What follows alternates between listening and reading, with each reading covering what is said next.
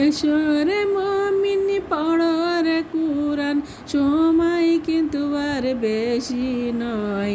অন্ধকার কবরে কঠিন আযাব, কোরআন ছাড়া উপায় নাই। সুবহানাল্লাহ, আলহামদুলিল্লাহ, লা ইলাহা ইল্লাল্লাহ। ও মাগো নামাজ রোজা ছাড়িও না, মাগো আল্লাহর কোরআন ভুলিও না। কোরআন ভুলে কবরে গেলে মাগো কবরে শান্তি পাইবা না।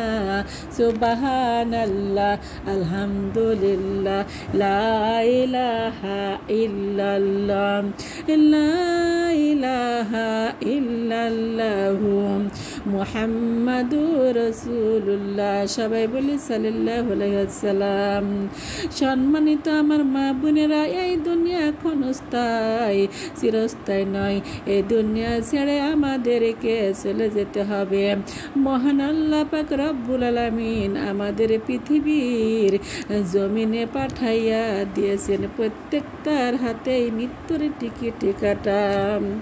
এটা আমার কথা নয়, এটা আমার বাবার কথা নয়। কথাটা দুনিয়ার কোনো মার্কেট থেকে কিনতে পাওয়া যায় না। মহান আল্লাহর পক্ষ থেকে আল্লাহ পাক রব্বুল আলামিন কুরআন কারীমের মধ্যে ঘোষণা করে দিয়েছেন, কুল্লু নাফসি যায়গাতুল মউত। আমি আল্লাহ পাক রব্বুল আলামিন এই দুনিয়াতে যত প্রাণী সৃষ্টি করেছি, প্রত্যেক প্রাণীর মৃত্যুর স্বাদ গ্রহণ করা লাগবে। মৃত্যু যার আছে, প্রাণ যার আছে মৃত্যু তার আছে, আছে কি আছে না। প্রাণ যার আছে মৃত্যু তারই আছে। আল্লাহর ওলি আব্দুল কাদের জিলানী একদিন রাস্তা দিয়ে যাচ্ছিলেন।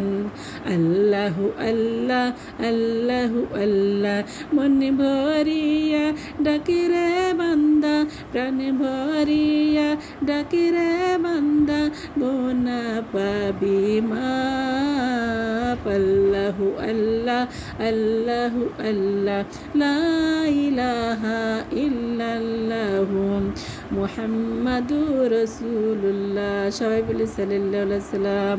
সোনার মা বোনেরা, মহান আল্লাহ পাক রব্বুল আলামিন কুরআন কারীমের মধ্যে ঘোষণা করে দিয়েছেন, কুল্লু নাফসিন যায়গাতুল মউত।